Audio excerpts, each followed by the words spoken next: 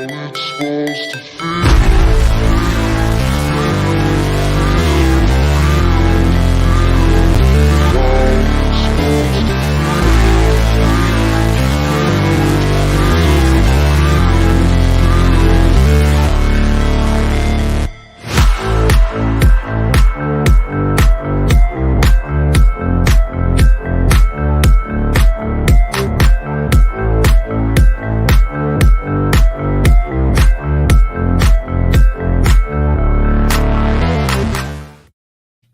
Yo, yo, yo. Welcome to the NS9 post-game show, part of Pittsburgh Baseball Now. I'm your host, Anthony DiNardo. With me, our other co-host, Jim Rosati. Jim, Pirates went 8-7. It was a one-run victory, but it was by the Pirates today. Yeah, it was an impressive win. I was not expecting them to pick up a win when their bullpen had to get 15 outs. And you had no Bednar and no Crow. But here we are. Here we are, 8-7 victory. Everything about this game just screamed it's not going to be a Pirates victory. And you know, it screamed even more that it wasn't going to be when the baseball gods made up rules that gave Pirates runs. That at that point in time, I was like, well, then this is guaranteed a Pirates loss because this can't happen. That was pretty wild, wasn't it? I mean, I've watched like literally, this isn't hyperbole. I've watched thousands of baseball games in my lifetime, and I've never seen that situation before. Never. I was so confused. And you know what made me happy about it was that was literally like the next play after the next play or the two plays after. I tweeted out the ground rule double, and then you and Stump were all on top of me about it. And then that happened. I was like, whew, he's lost weight off my back. No one remembers me talking about that ground rule double anymore. Right. I've never been so confused. I didn't know what was going on because I would have just assumed that the run wouldn't count because he didn't tag up. Right. Like it's that simple. Like that's the inning's over. He didn't tag up, so the run wouldn't count. I mean, just mind-boggling to me that that's and that's the way the rule is written too, to say that in that particular situation they would have to appeal the tag for a fourth out essentially to make the run not happen. And it's a weird rule, but that is how it is written somehow. Okay, I'll take it. Right. Interesting. Very interesting. And like never seen the thing about this is like Bob Block clearly knew about it. I was listening to the radio, but I guess Block and Wayner were talking about. So people know, you know, it's not as if this was just a complete unknown, but like you said, it's just a crazy, dumb, stupid rule as well. Yeah. Why? He didn't tag up. He's just simply out. The run doesn't count. 3 outs are made. Yeah. Well, at first I thought that he was standing on third. And I guess if he was standing on, like if he stepped on third, then Sawinski is the guy who's out.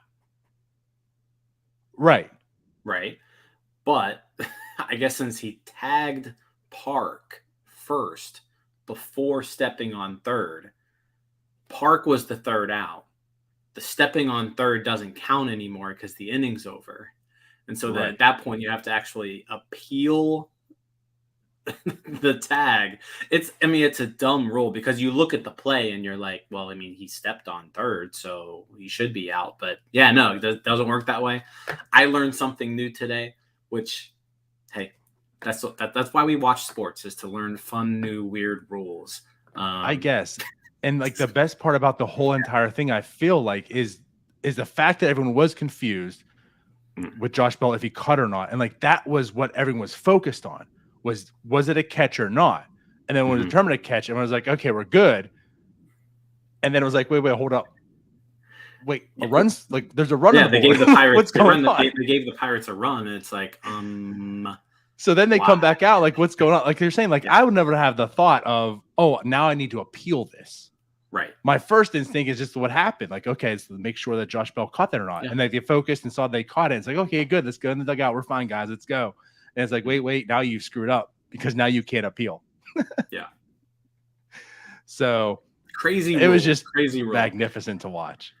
Yeah, so I mean the Pirates ended up scoring a run that way. They end up winning by 1 run today. So you could say that was Glorious. definitely a factor. There were a lot of factors in this game. So you had that weird run. You had Bryan Reynolds just going off. He apparently, he's trying to take advantage of these last couple of days in June.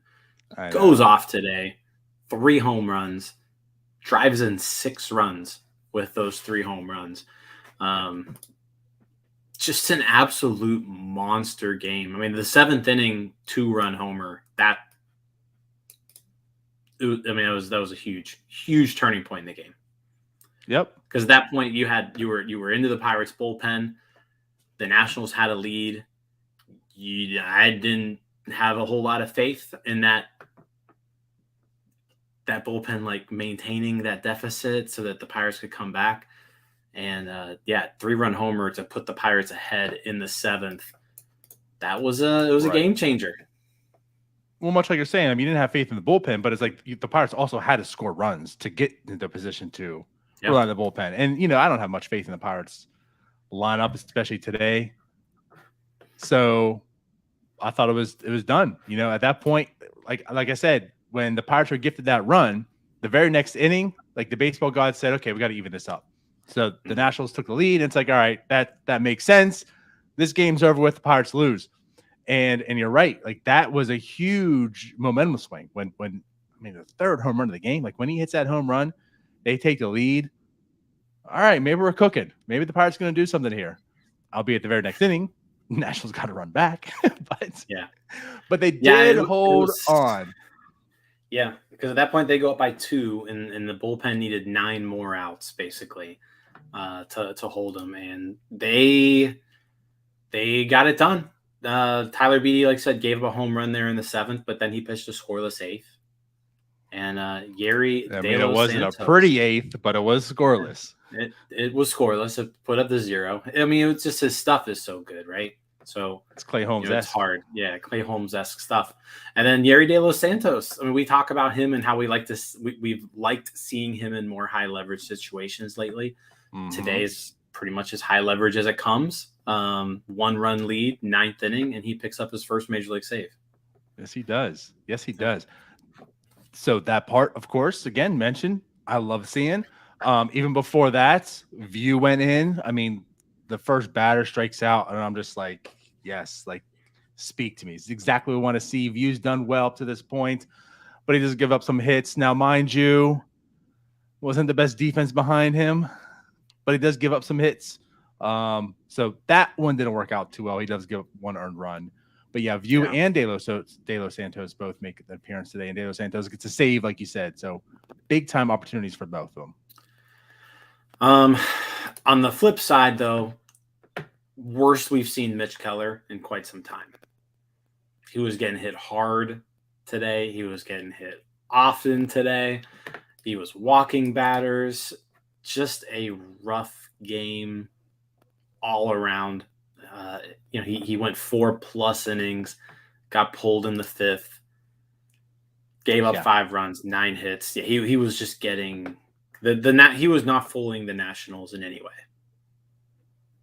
Nope. Everybody was hitting him. It was not pretty. We've been touting him every day. Mitch Keller starts. You want to see now because with his 2-seamer, he's been very, very productive. Certainly the worst outing since then. But this isn't me falling off the train. This is, hey, it was 1-bout outing. Let's still continue to watch. But by no means did this solidify anything for you. I mean, it was a bad start. There was not much to take away from this that was pretty. And what did we say last night about Mitch Keller today? He's got to go at least 5. I mean, at least 6, right? 6, yeah. But hopefully get a 7. He only goes 4. And with that being said, the Pirates, this is the time the Pirates win. They win without Bednar and without Crow. Yeah. I mean, imagine that. You're coming this game, and I tell you. What's that? All it took was Bryan Reynolds hitting 3 home runs for it to happen. That's all. But yeah. Right. But that's what I'm getting at. Like, if I tell you, right, Bednar is not in this game, Neither is Crow. And Keller's only lasting 4 and giving up 5. There's no way the Pirates are winning this game. So, yeah, all it took was 3 home runs and a gifted run from the umpires. I need to go back and see. So this is the Pirates' 10th win of the season without Bednar. That's right. So I'll need to look. I'll need to look to see how many of those 10 were without Crow. So like how many wins with no Bednar and no Crow. Yeah, that'd probably be quite an anomaly. Figure that out. Yeah, but either way, it wasn't pretty. It was certainly interesting, confusing. But the Pirates do sneak out a win tonight. Yeah, it's a fun game. I mean, like I said, but definitely entertaining. Bryan Reynolds just on fire. Vogelbach homered. Again, his 10th of the season. He drew 2 walks, so just kind of doing his thing. O'Neal Cruz with his first 2 walks of the year, so everybody can stop saying, he's not walking at all. 2 walks today. I do think he technically goes down 0 for 2. I could see one of those getting changed to a hit. They gave Garcia an error on one of his balls, and I don't think Garcia could have gotten him out, even if he had fielded it cleanly. And like, I don't know. Yeah. It would have been a really close, tough play for Garcia to make, and they rolled it in error. I could, like, if I'm Cruz's agent, I'm on the phone right now with that official scorer. Like, give this guy a hit. Give this guy a hit. Yeah, that needs to be changed to a hit. But I could see that happening. What I will say is, like, what about this? It was happening. I mean, Park had one hit right to him. He bobbled. We know Cruz has had that. I mean, it was good fielded play last night, but he slipped on the dirt there. Like, what's up with the middle infield defense this series? It was pretty interesting as well, I'll say. Luckily, they had Brian Hayes there to start 3 double plays. Yeah.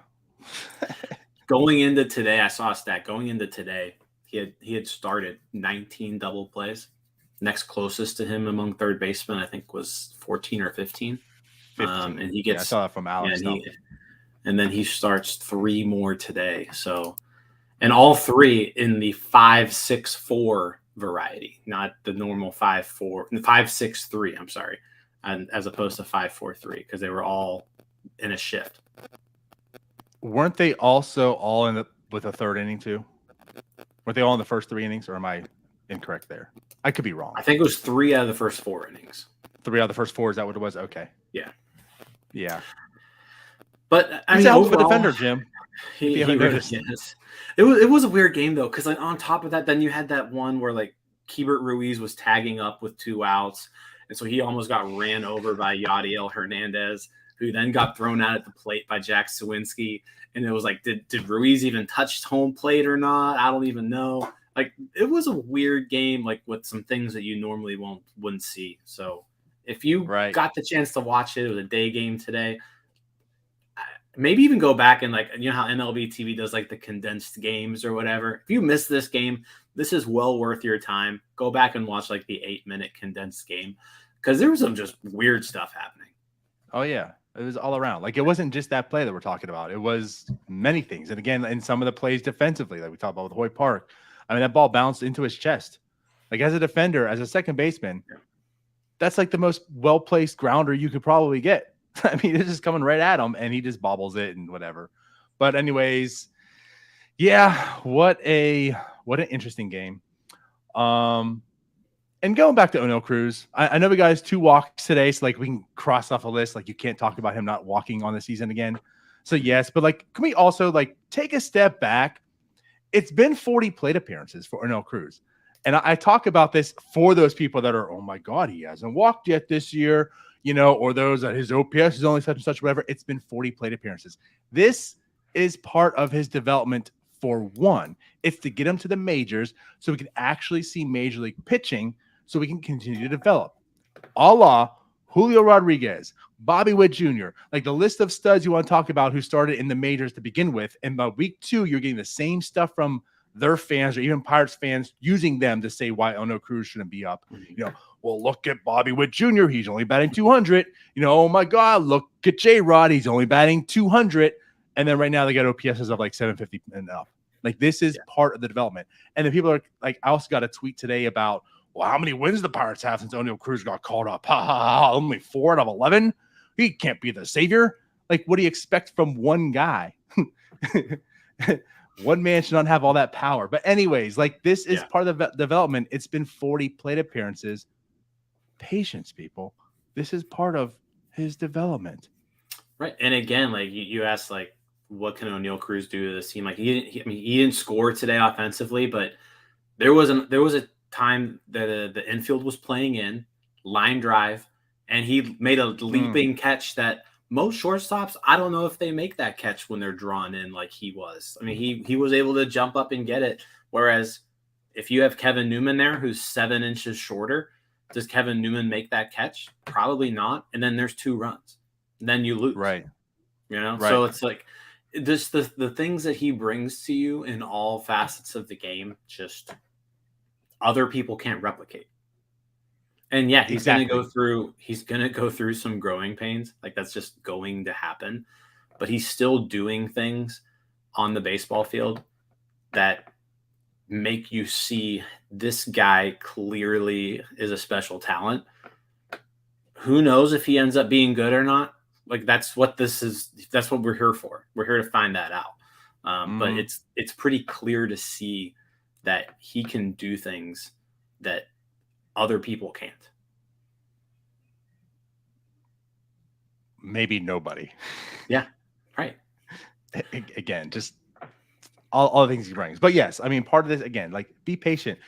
Let's not go overboard over 40 plate appearances. This is the first taste of the majors. So let him have it. Let him develop, because no one's talking about that right now about Julio Rodriguez. So anyways, moving forward, yeah, he might go 1 for 2 today with 2 walks, though, at the end of the day, if the scores change that. But yeah, the offense, again, outside of Bryan Reynolds, it still really wasn't there. No one on the Nationals. It's not like they made this team look silly today. It wasn't like Patrick Corbin-esque. But outside of those, 3 home runs, everyone was pretty quiet. No one had more than 1 hit. Didn't really string much together until Bryan Reynolds came up to the bat. Yeah, it was really all Bryan Reynolds today. He carried this team. 3 home runs, 6 RBIs. We're looking at a 7-2 loss if it's not for him. Yeah, right. I mean, we're looking at a blowout loss if not for Bryan Reynolds. Yeah. Yep. So, yeah, outside of that, I don't know what much more to really talk about. Again, it wasn't the best start from Mitch Keller. Bryan Reynolds was the offense. That's pretty much your story here, outside of just all the other weirdness. Yeah, that's pretty much it. They finally get a win on the road trip. So they finish the road trip, 1-7? It's brutal. Yeah. So, not the best. No, 1-5. 1-5. It was a 6-game road trip. But then they just keep at it. They got a 4-game series against Milwaukee now. They don't have an off day. This is probably the longest stretch of the season, I think, without an off day. So you got 4 more games starting tomorrow against the Brewers. Then you finally get an off day. Oh, and then you got the New York Yankees. That's all. Yeah. So that All-Star break can't come quick enough. But yeah, Brewers in town tomorrow. Kutch returns. Kutch is on fire in June, by the way, for people wondering. So, and then I don't think the Pirates play like a home game in July. I'm looking at this schedule. It's a little absurd, actually. They have a 1, 2, 3, 4, 5, 9. They have a 12-game road trip leading up to the All-Star break. Yikes. So this is it then. This Milwaukee's it. 2 full weeks of being on the road. Jeez. Well, that'll be fun. Yeah, super fun. All right. Well, hey, tomorrow, 7:05, again, Brewers, Pirates.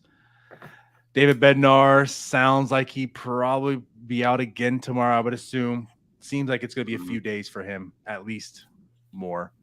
So I'd be fine with just like put him on the 15 day. Just give him 15 days, and then bring him back. You could retroactive that to what now? Tuesday? Monday? Yeah, you could. But again, if it's really just going to be a few days, I mean, the Brewers are back. They're playing well again. He's probably going to get a 4-day rest period right now. And then the Yankees, he might get a 6-day rest period. Yeah, maybe. That's true. Well, that's what I mean. Might as well just go ahead and send him down so you can have an arm that we'll eventually need. So there you go. Yeah. All right. Well, let's get out of here. Thank you for everyone watching. Go ahead and subscribe, like, comment on this video. Appreciate you. And we'll talk to you tomorrow after tomorrow's game. So peace out. Bye-bye. See you guys.